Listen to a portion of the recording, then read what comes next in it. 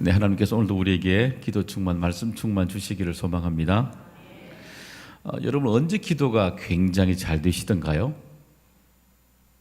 우리말 따라 언제 영발을 확 받으시던가요? 은혜 받을 때죠, 그죠? 은혜 받을 때, 기쁨이 있을 때, 아니면 감사가 내 삶에 계속해서 일어나고 있을 때 아마 우리가 기도를 넉넉하게 아마 감당하고 계실 것입니다. 그럼 반대로 언제 기도가 제일 안 되시던가요? 혹시 최근에 기도가 안 되신 것들, 시간들 있으셨습니까? 아마 우리 고난을 받을 때가 의외로 기도해야 될 때지만 기도가 잘 안 될 때가 많을 것입니다. 의외로 우리가 정말 기도가 더 필요할 때에, 정말 내가 감당하기 힘들 때에, 어려운 일이 다가올 때에, 낙심이 될 때에 오히려 기도가 나오지 않을 때가 참 많이 있지 않습니까? 오히려 그때는 저에게 하나님을 바라보고 묵상할 때가 오히려 더 많을 때가 우리에게 있지요. 우리 사실 어려울 때 더 고난이 오고 어려울 때 기도가 더 필요하지 않나요? 감당할 수 없는 어려움이 올 때마다 더 기도가 필요하지 않나요? 기도해야 응답이 있고, 기도해야 능력이 나타나고, 기도해야 오늘 본문 말씀처럼 주님이 기도하실 때 누가 움직이던가요? 천사가 움직이지 않습니까? 왜냐하면 기도는 반드시 영적인 것이기 때문에 기도할 때 천사가 반드시 이 영들이 우리를 도와주도록 되어 있는 것입니다. 그래서 오늘도 우리는 기도해야 하늘이 움직이는 겁니다. 이 땅이 움직이는 것이 아니라 이 땅의 문제를 움직일 하늘이 움직이게 되는 것입니다. 그렇기 때문에 오늘도 우리는 가장 필요할 때, 절박할 때마다 하나님 앞에 어떤 기도를 드려야 되는지, 또 기도를 해야 되는 것에 대해서 우리는 다시 한 번 더 우리의 모습을 들여다봐야 되는 것이죠. 어떨 때는 혹시 우리가 이런 삶의 모습 속에 우리 기도를 잃어버리고 살아가고 있지는 않으신지요? 하루는 그 아들 병아리가 아빠 닭에게 이렇게 물었습니다. 아빠, 왜 우리는 머리에 벼슬이 있어? 그래 물었습니다. 그래, 우리는 적들에게 위험을 과시하기 위해서 있는 거지. 그럽니다. 아빠, 그러면 우리 주둥이 왜 이렇게 뾰족하게 나와 있어? 그랬더니 아빠가 그럽니다. 적들을 무자비하게 공격하기 위해서 그러지. 그럽니다. 아빠, 그러면 우리 목소리는 왜 이렇게 커? 이러니까 그래, 적들의 그 기선을 제압하기 위해서, 공격하기 위해서지. 그럽니다. 그러니까 아들 이 병아리가 가만히 한참 동안에 아빠 얘기를 듣고 가만히 생각합니다. 한참 생각하다가 아빠에게 다시 묻습니다. 아빠, 왜 그래 아들? 그럼 아빠, 이렇게 우리가 큰 힘을 가지고 있는데 우리는 왜 이렇게 우리 갇혀 살아? 이렇게 합니다. 우리 기도도 종종 그렇지 않나요? 우리 기도 능력 있잖아요. 우리 안에 하나님이 있다고, 계시다고 우리 늘 얘기하잖아요. 하나님이 오늘도 우리를 분명히 도와주신다고 말씀하고 있잖아요. 그런데 오늘도 우리 안에는 의심이라는 울타리들, 그리고 걱정이라는 이런 울타리들, 두려움이라는 울타리들, 수많은 울타리 속에 오히려 여러분 기도가 갇혀 있는 건 아닙니까? 기도의 능력이 오히려 우리는 갇힌 채로 정말 살아가고 있는 건 아닙니까? 오늘 본문에 보시면 예수님도 이 겟세마네에서 기도하고 있는 모습이 나와 있습니다. 우리 성지순례 가시게 되면요, 겟세마네 감람산에 있는, 감람산이 큰 산이고 겟세마네는 조그만 그 밑에 있는 뜰입니다. 이렇게 거기에 성지순례 가보시게 되면 큰 바위가 있는 거기 위에 교회가 이렇게 지어져 있습니다. 거기 보면 수많은 순례객들이 예수님이 기도하셨던 그 바위 위에 와서 손을 대고 기도하고 사람들이 돌아갑니다. 그곳에서 오늘도 예수님이 기도하시던 내용이 여기에 나와 있습니다. 47절에 여기 보시면 전체 보시게 되면 47절과 53절의 내용을 보시게 되면 가룟 유다와 대제사장들, 경비대장들에 잡히기 직전이지 않습니까? 그러니까 얼마나 기도가 긴박한 상황입니까? 우리 생각대로 하게 되면 정말 기도가 잘 되는 상황이 아니라 오히려 기도할 경황이 없지 않습니까? 왜냐하면 나를 잡으러 오는 사람이 오고 있고 나를 잡아가면 죽게 된다는 뻔히 아시기 때문에 기도가 잘 안 되는 상황이 아닙니까? 그런데 주님은 44절 한번 보시게 되면은 예수께서 힘쓰고 애써 더욱 간절히 기도하시니 땀이 땅에 떨어지는 핏방울 같이 되었더라. 여기 보시면은 간절히 땀이 땅에 떨어지는 핏방울 같이라고 되어 있지 않습니까? 아마 우리들 이 본문을 보면서 그런 생각하실 수가 있으세요. 주님이시니까 이렇게 당연히 기도하신다고 생각하실 수가 있으십니다. 그런데 우리는 이 기도를 통해서 우리가 주님이 이런 자리에 기도할 수 있는, 이렇게 힘든 자리에 기도할 수 있는 우리는 이유가 더 궁금해져야 되는 것입니다. 그 이유는 뭐냐면 39절 한번 보세요. 39절 한번 읽어볼까요? 시작. 예수께서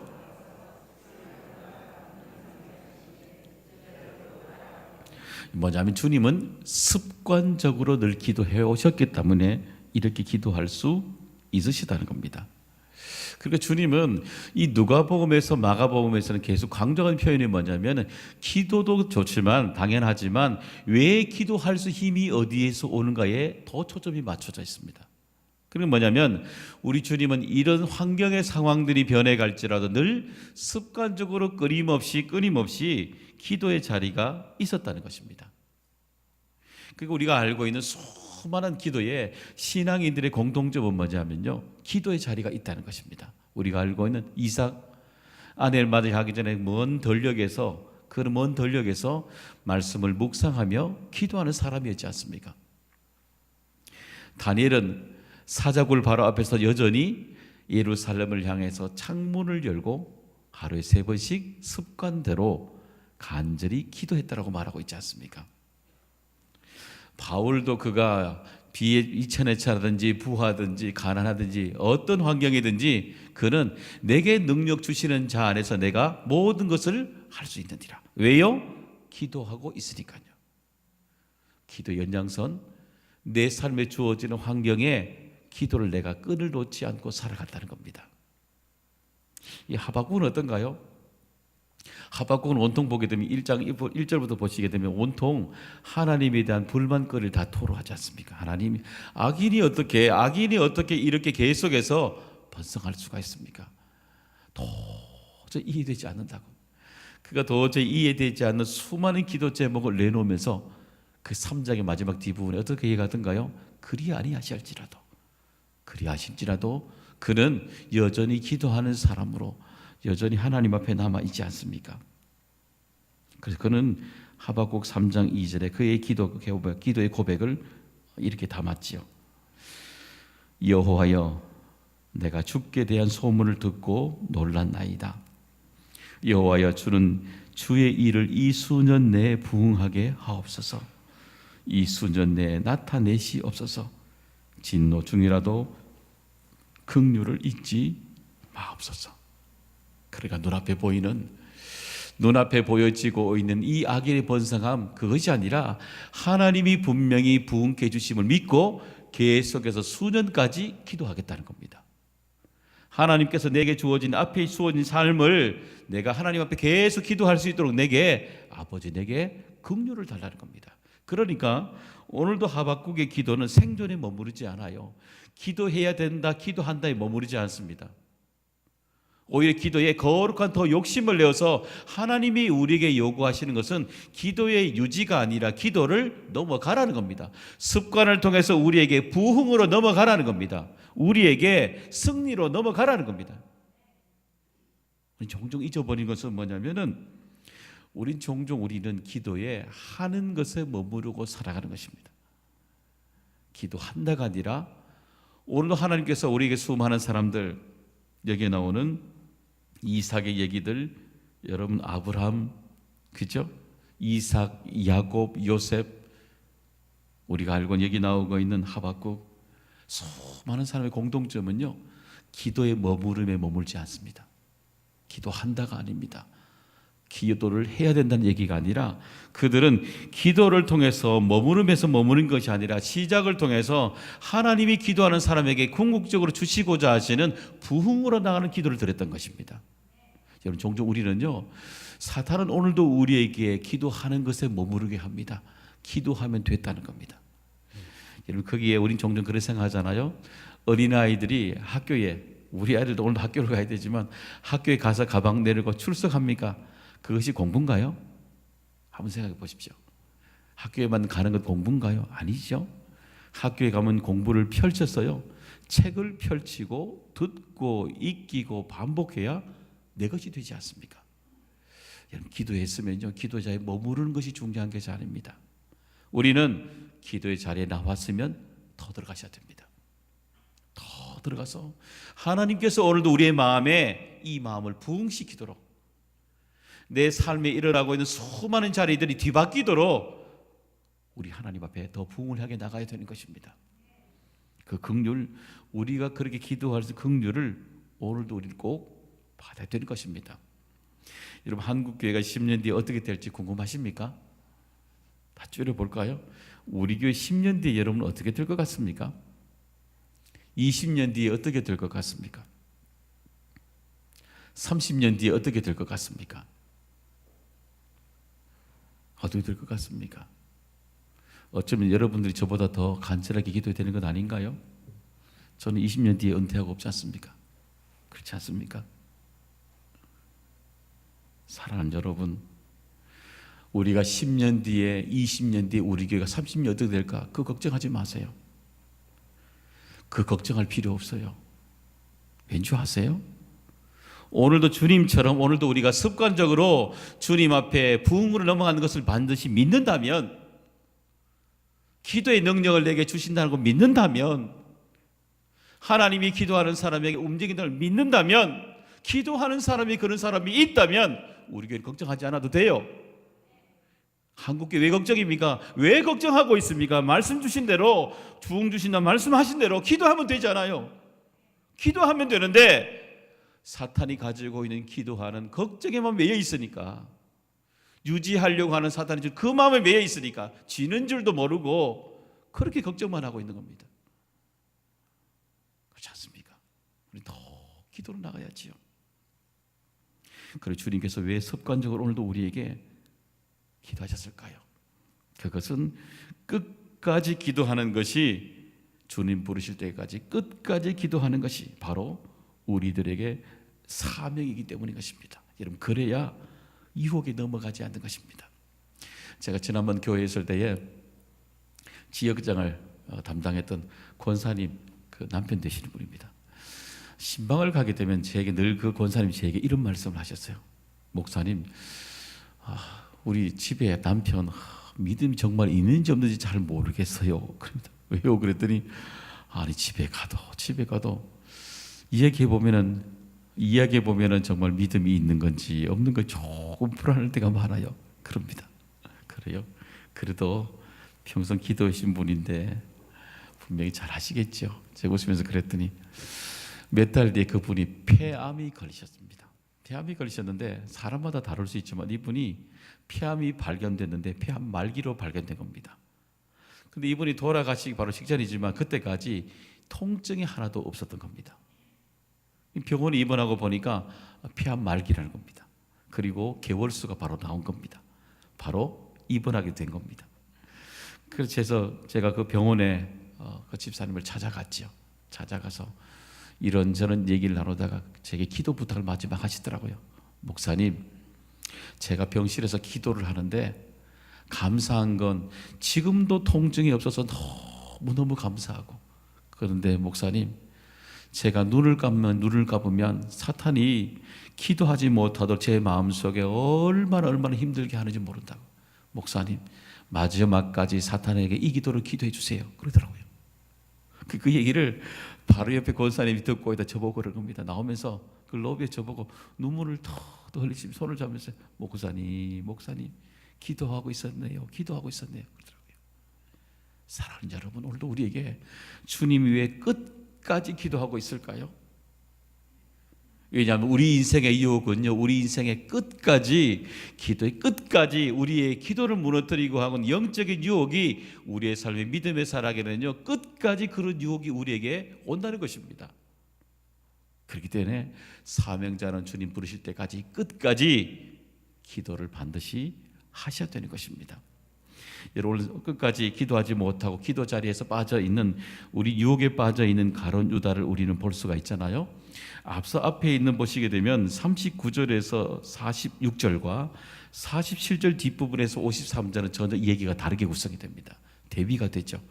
거기 보시게 되면 한쪽에는 기도하는 사람들의 무리가 되어 있고 뒤쪽에 보시게 되면은 기도가 없는 사람들의 얘기를 다루고 있습니다. 기도 없는 사람들 자리의 얘기를 들어보시면 거기 한가운데 누가 있습니까? 가룟 유다와 대제사장들의 사람들이 있지 않습니까?